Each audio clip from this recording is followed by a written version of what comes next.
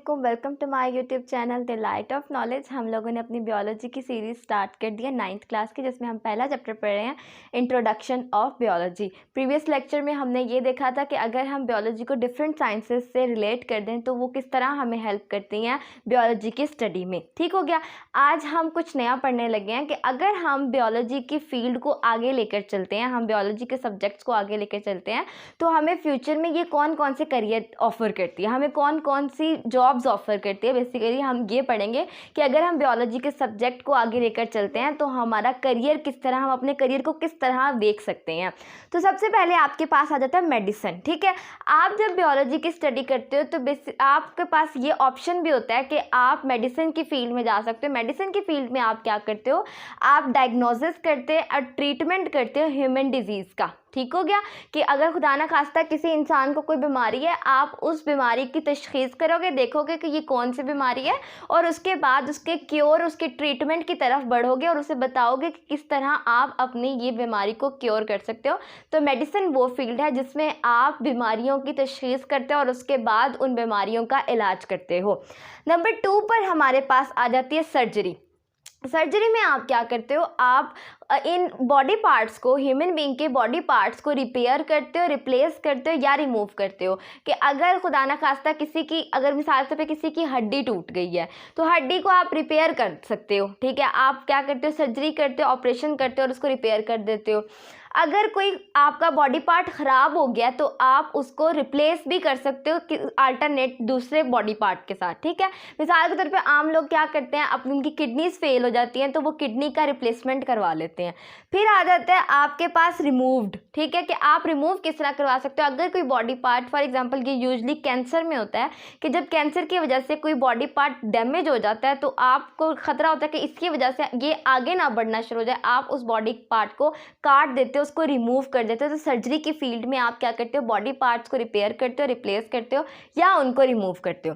Number 3 पर आपके पास आ जाता है फिशरीज़। फिशरीज़ में क्या होता है, ये बेसिकली फ़िश फॉर्म में जो लोग काम करते हैं, ये वो लोग सब्जेक्ट पढ़ते हैं। फिशरीज़ में आप क्या करते हो, आप प्रोडक्शन, आप तरीके पढ़ते हो कि आप किस तरह बेटर प्रोडक्शन करवा सकते हो फ़िशेज़ की। ठीक है, फिशरीज़ में आप क्या स्टडी करते हो, professional study of fish production, increase qualities and quantities of fish.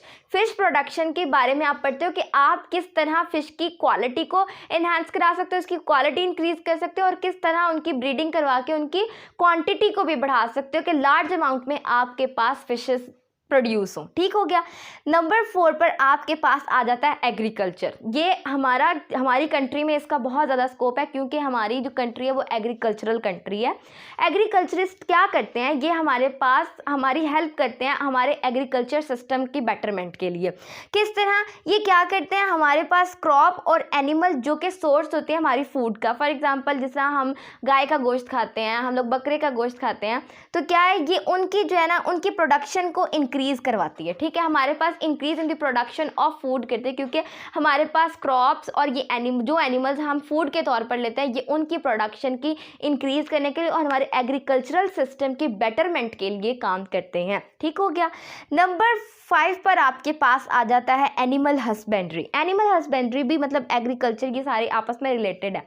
Animal husbandry में क्या करते हो, आप एनिमल्स की केयर करते हो, फॉर एग्जांपल कैटल हो गया, शीप हो गए, इन सब की केयर करते हो और इनकी ब्रीडिंग कराते हो ताकि इनकी प्रोडक्शन करवा सको। ठीक है, इनके ज़्यादा से ज़्यादा प्रोड्यूस करवा सको। तो एनिमल हस्बेंड्री में आप केयर करते हो और ब्रीडिंग करते हो अपनी कैटल्स की, शीप की। ठीक हो गया। नंबर आ जाता है हॉर्टिकल्चर। ये बड़ा एक खूबसूरत सा आपके एक फील्ड है, इसमें ये आर्ट ऑफ गार्डनिंग है। इसमें आप क्या करते हो, आप ऑर्नामेंट्स को प्रोड्यूस करवाते हो। आप क्या करते हो, आप बड़े खूबसूरत फूल वगैरह इनके ऊपर काम करते हो।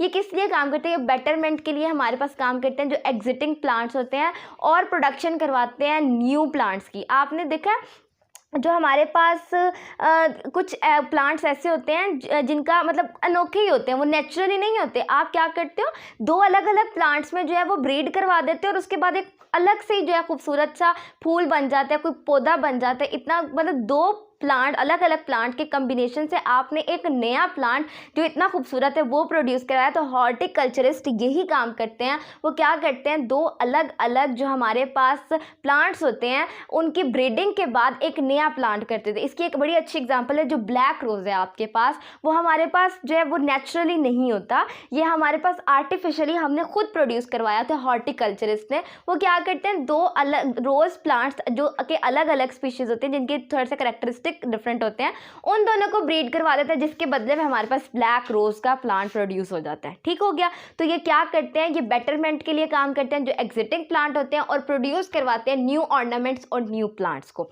देन आपके पास आ जाता है फॉर्मिंग। ठीक है, फॉर्मिंग में क्या करते हैं, ये हमारे पास डेवलपमेंट और मेंटेनेंस के लिए काम करते हैं। फॉर्म, आपके पास फॉर्म डिफरेंट जो है वो काइंड्स के होते हैं। एक होता है आपके पास है एनिमल फॉर्म है, जिसमें आप कैटल और शीप जो है उनकी प्रोडक्शन करवाते हो। फिर आपके पास आ जाता है पोल्ट्री फॉर्म। पोल्ट्री फॉर्म में आपके पास चिकन आ जाता है। ठीक है, अब एनिमल फॉर्म में क्या काम होता है, एनिमल फॉर्म में ये उन एनिमल्स को ज़्यादा ग्रो करवाते हैं जो कि हमें प्रोटीन ज़्यादा देते हैं, मतलब जिनमें गोश्त की क्वांटिटी ज़्यादा हो और जो मिल्क प्रोडक्शन ज़्यादा करवा सकते हो। ठीक है, फार्मिंग में हमारे पास, फार्मिंग के फील्ड में हम क्या करते हैं, उन एनिमल्स की ब्रीडिंग करवाते हैं जो कि जिनमें प्रोटीन ज़्यादा हो और जो हमें मिल्क प्रोडक्शन ज़्यादा देते हैं। जबकि पोल्ट्री में क्या करते हैं, ये चिकन, अब ये जो ब्रायलर होता है आपके पास, ये बेसिकली पोल्ट्री फार्म की जो प्रोडक्शन है, इसमें क्या करते हैं, वो चिकन प्रोड्यूस की प्रोडक्शन करते हैं जिसमें प्रोटीन ज़्यादा हो, मतलब उसमें गोश्त ज़्यादा हो। ठीक हो गया। और क्या, उस चिकन की प्रोडक्शन भी करवाते हैं जो ज़्यादा अंडे देती हो। ठीक हो गया, फार्मिंग हो गया। अब आ जाता है फॉरेस्ट्री। फॉरेस्ट्री नाम से पता, फॉरेस्ट से रिलेटेड होगा। तो फॉरेस्ट्री पढ़ने का क्या फ़ायदा होता है, आप क्या काम करते हो इसमें, आप करते हो, आप इसमें आपका काम क्या होता है, आपने केयर करनी होती है जो हमारे पास नेचुरल फॉरेस्ट होते हैं उनकी, और ग्रो करवाने होते हैं आर्टिफिशियल। आपको पता है फॉरेस्ट की बहुत ज़्यादा इंपॉर्टेंस है हमारे टेम्परेचर मेंटेनेंस में। हमारी अर्थ का जो टेम्परेचर बढ़ रहा है वो इसी वजह से बढ़ रहा है कि हमारे पास फॉरेस्ट बहुत कम है। ठीक है, तो क्या ये फॉरेस्ट्री में जितने भी लोग काम करते हैं फॉरेस्ट्री के फील्ड में, वो उनकी जिम्मेदारी ये होती है, वो क्या करते हैं, वो जो नेचुरल हमारे पास कुदरती तौर पर हमारे पास फॉरेस्ट होते हैं उनकी केयर करवाते हैं, और जो आर्टिफिशियल फॉरेस्ट की प्रोडक्शन करवाते हैं। अब हमारे पास जो हमारा पाकिस्तान में छांगा मांगा का एक जंगल है वो आर्टिफिशियली ग्रोड है। ठीक है, उसको आपने आर्टिफिशियल ग्रो करवाया हुआ है। ठीक है, तो इस फॉरेस्ट की हमारे अर्थ पर बहुत ज़्यादा इंपॉर्टेंस है, लेकिन हम इसकी इंपॉर्टेंस को इतना कंसिडर नहीं कर सकते, हम इतना करते ही नहीं है। हम क्या करते हैं, हम कहते हैं फॉरेस्ट की क्या ज़रूरत है, लकड़ी काट ली उसका। तो ये हम जो फॉरेस्ट को काट रहे हैं इसका अल्टीमेटली हमें नुकसान हो रहा है, उल्टा हमें नुकसान हो रहा है। हमें चाहिए कि हम ज़्यादा से ज़्यादा इस चीज़ पर फोकस करें। लास्ट पर आपके पास आ जाता है बायोटेक्नोलॉजी। बायोटेक्नोलॉजी एक बड़ा इंटरेस्टिंग सा प्रोफेशन है। ठीक है, अब इसकी आहिस्ता आहिस्ता इसका स्कोप बढ़ता जा रहा है, इसकी डिमांड बढ़ती जा रही है। बायोटेक्नोलॉजी में आप बेसिकली करते क्या हो, आप क्या करते हो, आप डिफरेंट सब्सटेंसेस प्रोड्यूस करवाते हो with the help of micro organisms. Micro organisms की हेल्प से आप जो है वो बायोटेक्नोलॉजी की फील्ड में डिफरेंट सब्सटेंसेस प्रोड्यूस कराते हैं। मैंने आपको प्रीवियस लेक्चर में एक एग्जाम्पल भी दी थी कि जो डायबिटीज़ पेशेंट होते हैं उनको इंसुलिन लगाने की ज़रूरत पड़ती है, तो इंसुलिन की प्रोडक्शन हम बायोटेक्नोलॉजी की फील्ड में करते हैं।